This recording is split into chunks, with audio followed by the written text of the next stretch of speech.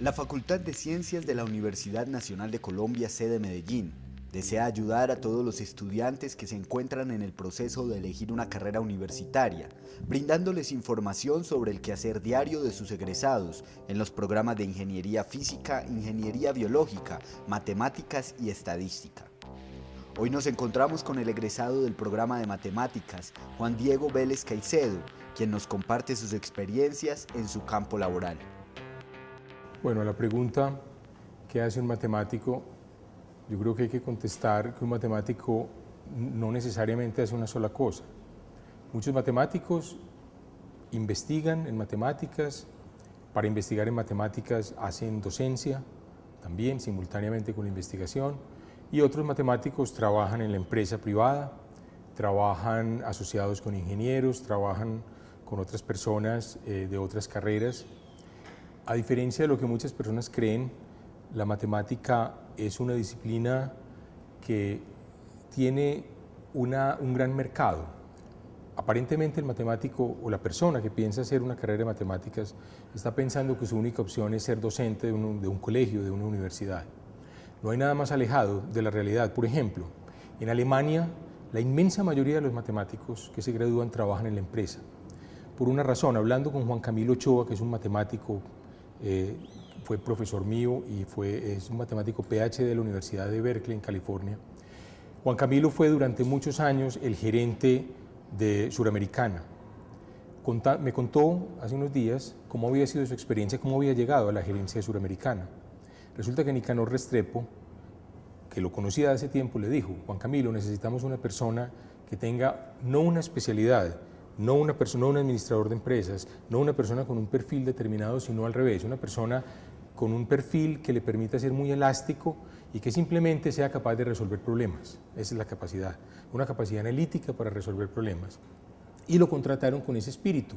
El mismo Juan Camilo me cuenta que al principio él no sabía, no conocía los gajes del oficio, no sabía, por supuesto, nunca había trabajado en una empresa, mucho menos pues siendo gerente de una empresa tan importante. Y sin embargo fue una persona idónea en la empresa que estuvo muchos años allí con un desempeño realmente por encima de la norma. Otro caso muy parecido es el de Sergio Fajardo, también matemático, lógico, doctorado en lógica, y por supuesto ahora es el gobernador de Antioquia con una carrera política muy brillante. La razón, vuelvo, es que los matemáticos, por lo menos en otros países, en Colombia hay un poquito una visión distinta, son considerados personas multifuncionales.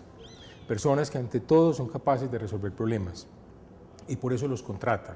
No los contratan con un perfil específico. Eso es una cosa muy de nuestro medio, eso que cada zapatero a tus zapatos. Si usted no es sociólogo no puede hablar de sociología, si usted no es ingeniero no puede hablar de ingeniería, si es biólogo no puede hablar de biología.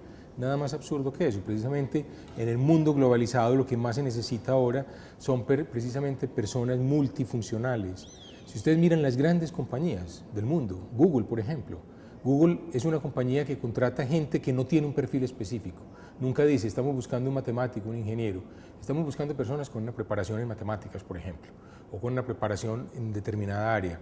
Y de ahí seleccionan un grupo de personas por sus capacidades creativas, por sus capacidades analíticas, no por sus conocimientos.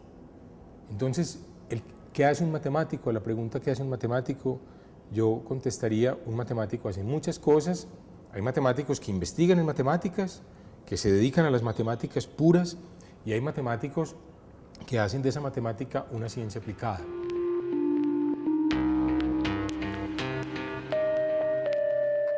Voy a dar un ejemplo de un problema de matemáticas que es pertinente para la empresa.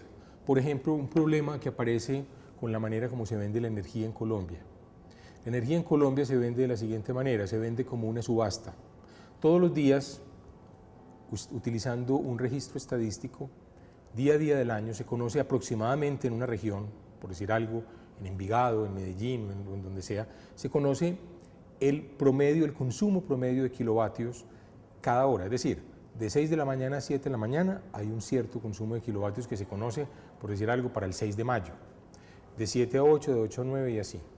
Las electrificadoras ofrecen dos datos al mercado para competir, ofrecen una capacidad en gigavatios o en lo que sea para cada hora. Por decir algo, una empresa puede decir, Yo puedo de 6 de la mañana a 7 de la mañana ofrecer tantos gigavatios o tantos megavatios, no sé.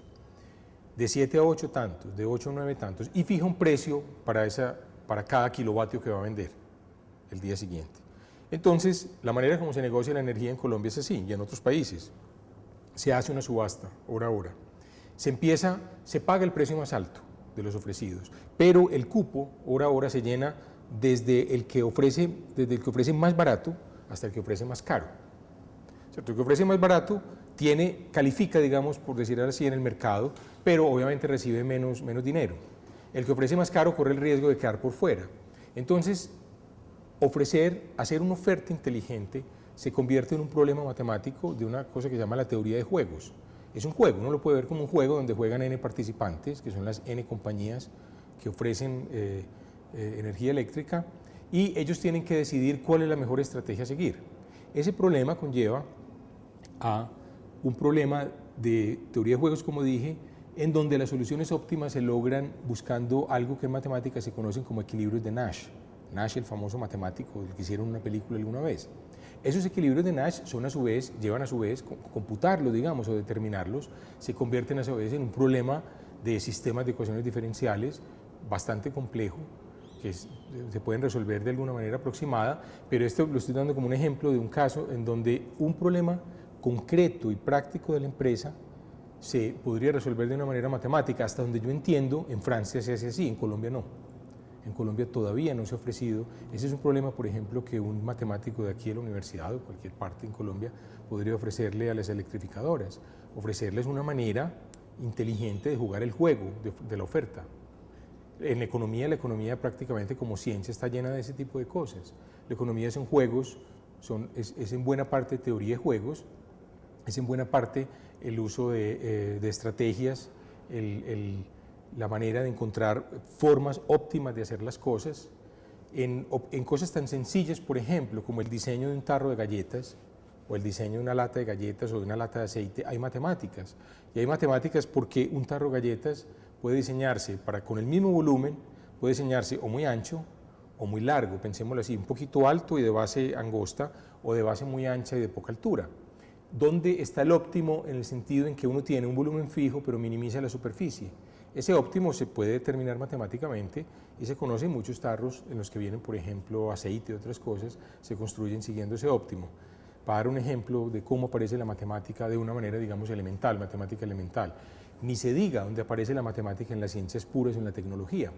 Aunque la gente no lo vea, la matemática está presente, por ejemplo, un teléfono celular que uno saca del bolsillo y donde uno empieza a llamar a alguien, marca un teléfono, tiene una cantidad de matemáticas que van desde la teoría de la física del estado sólido, que es necesaria para construir los circuitos integrados que están allí, hasta la mecánica cuántica que sirvió para construir esos circuitos integrados, las teorías que se desarrollaron, teorías sofisticadas como la teoría de operadores, la teoría de espacios de Hilbert, para poder describir esa mecánica cuántica. Es decir, hay muchas ramas y un conocimiento matemático que confluye en un punto y que se materializa en una tecnología que es invisible para todos nosotros. Nosotros no tenemos ya la capacidad de seguir cuál fue el hilo conductor desde las ideas que, por decir algo, desde Euclides, pasando por el desarrollo del cálculo infinitesimal hasta la matemática moderna, que permitieron el desarrollo de la física, de la química, que permitieron el desarrollo de la ciencia que llevó a la construcción de aparatos, de todo lo que conocemos hoy de la tecnología avanzada.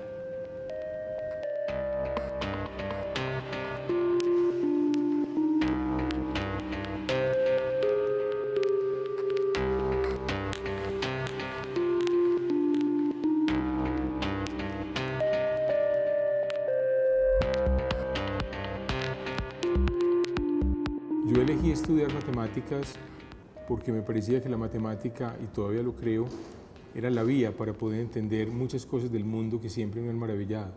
Por ejemplo, yo quería entender muchas cosas de la física.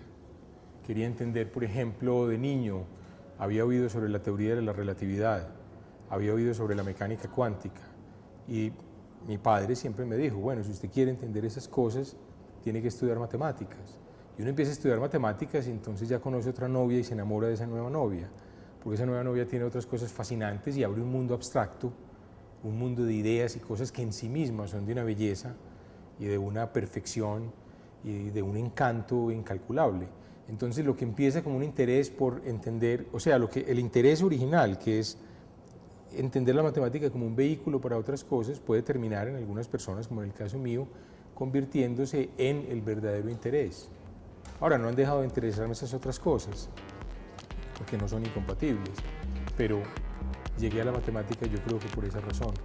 Yo quería entender algunas cosas que eran maravillosas de la física y me habían dicho que para entenderlas había que entender matemáticas y ahí fue donde comencé a estudiar matemáticas.